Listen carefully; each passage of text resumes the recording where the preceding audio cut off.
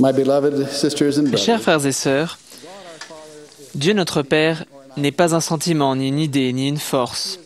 Il est un personnage saint qui, comme les Écritures l'enseignent, a un visage, des mains et un corps glorieux ressuscité. Il est réel. Il connaît chacun de nous individuellement. Il nous aime tous. Il veut nous bénir. Jésus a dit, « Lequel de vous donnera une pierre à son fils s'il lui demande du pain? Ou s'il demande un poisson, lui donnera-t-il un serpent? Si donc, méchants comme vous l'êtes, vous savez donner de bonnes choses à vos enfants, à combien plus forte raison votre Père qui est dans les cieux donnera-t-il de bonnes choses à ceux qui les lui demandent? » Une expérience personnelle m'aiderait peut-être à illustrer ce point.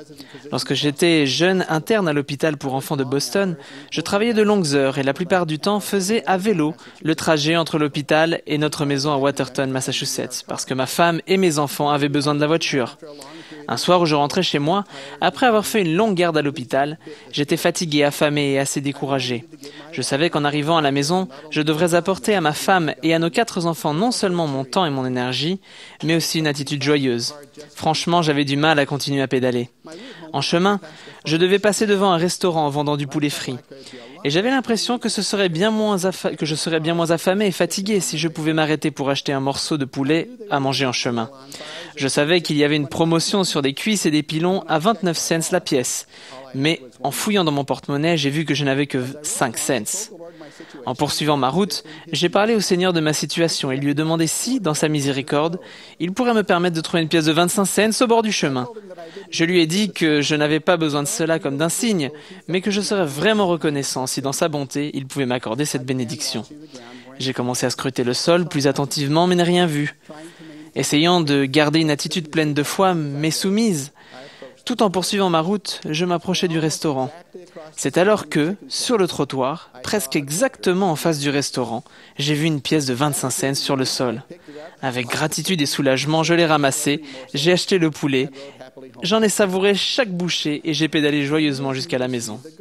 Dans sa miséricorde, le Dieu des cieux, le Créateur et gouverneur de toutes choses, où qu'elles soient, avait entendu une prière au sujet d'une chose très mineure. On pourrait très bien se demander pourquoi il se soucierait de quelque chose d'aussi insignifiant. Je suis poussé à croire que notre Père Céleste nous aime tant, que les choses qui sont importantes pour nous deviennent importantes pour lui, simplement parce qu'il nous aime. Ne voudrait-il pas nous aider bien plus encore pour les choses importantes que nous demandons si elles sont justes? Petits enfants, jeunes, et vous aussi adultes, veuillez s'il vous plaît croire que votre Père Céleste aimant veut vous bénir. Mais parce qu'il ne veut pas empiéter sur notre libre arbitre, nous devons lui demander son aide. Cela se fait généralement par la prière. La prière est l'un des dons les plus précieux de Dieu à l'homme. Un jour, les disciples de Jésus lui demandèrent « Enseigne-nous à prier ». En réponse, Jésus nous a donné un exemple qui peut servir de guide à des principes clés de la prière. Selon l'exemple de Jésus, nous commençons par nous adresser à notre Père Céleste.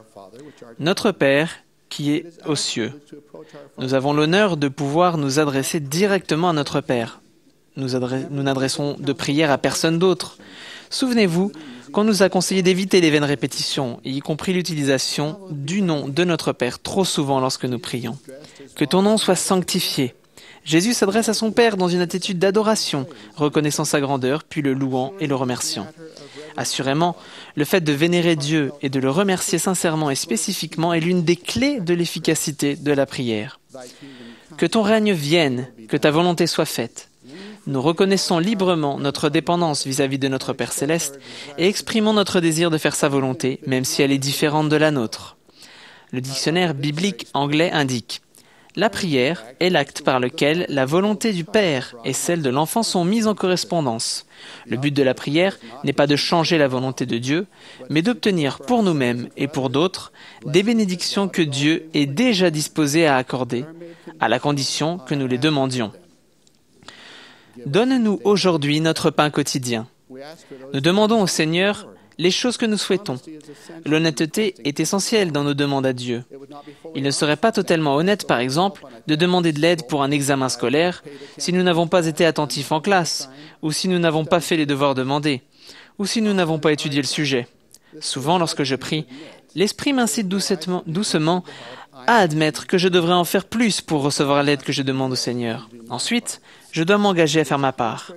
Il est contraire au système céleste que le Seigneur fasse pour nous ce que nous pouvons faire par nous-mêmes.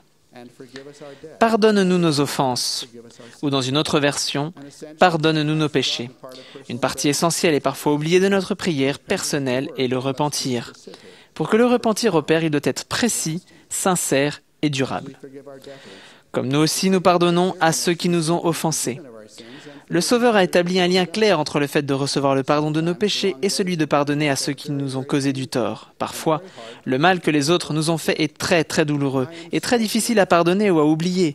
Je suis extrêmement reconnaissant du réconfort et de la guérison que j'ai trouvé dans l'invitation du Seigneur à abandonner nos blessures et à les lui confier. Dans Doctrine et Alliance 64, il dit « Moi, le Seigneur, je pardonne à qui je veux pardonner, mais de vous, il est requis de pardonner à tous les hommes. Et vous devriez dire en votre cœur que Dieu juge entre toi et moi et te récompense selon tes actes. » Puis nous devons complètement abandonner ce sujet, laissant le Seigneur le prendre en main si nous désirons être guéris. Ne nous induis pas en tentation, mais délivre-nous du malin. Ainsi, dans nos prières, nous pouvons entamer le processus protecteur consistant à revêtir toutes les armes de Dieu, en nous réjouissant des jours à venir et en demandant de l'aide pour les choses parfois effrayantes que nous devrons peut-être affronter. S'il vous plaît, mes amis, n'oubliez pas de demander au Seigneur de vous protéger, d'être avec vous.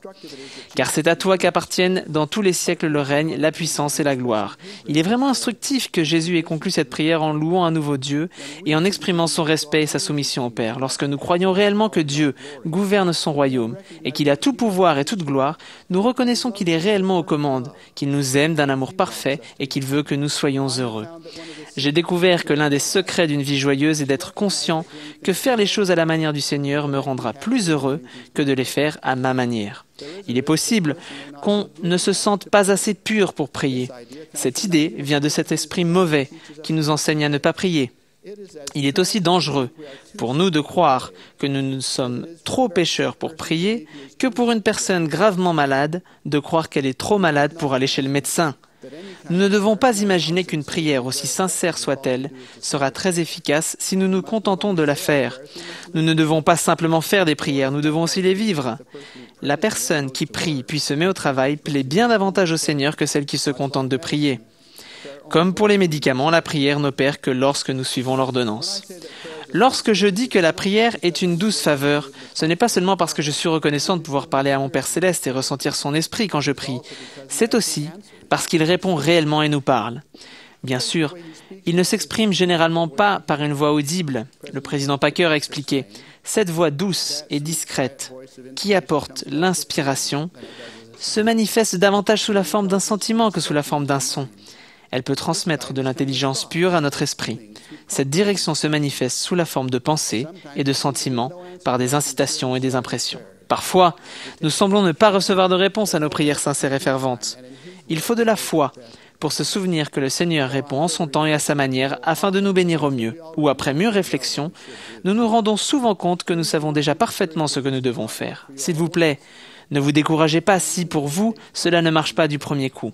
Comme pour l'apprentissage d'une langue étrangère, il faut de la pratique et des efforts.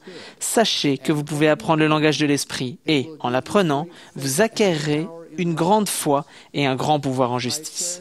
Je chéris le conseil de notre prophète bien-aimé Thomas S. Monson qui a dit « Vous qui m'entendez et qui avez des difficultés, grandes ou petites, sachez que la prière donne de la force spirituelle. C'est le passeport pour la paix. La prière est le moyen par lequel nous nous adressons à notre Père Céleste qui nous aime. Parlez-lui en prière, puis écoutez la réponse. La prière accomplit des miracles. Je suis profondément reconnaissant de la faveur de pouvoir m'adresser à mon Père Céleste en prière. Je suis reconnaissant pour les innombrables fois où il a entendu mes prières et y a répondu, parce qu'il me répond. Même parfois de manière prophétique et miraculeuse, je sais qu'il vit.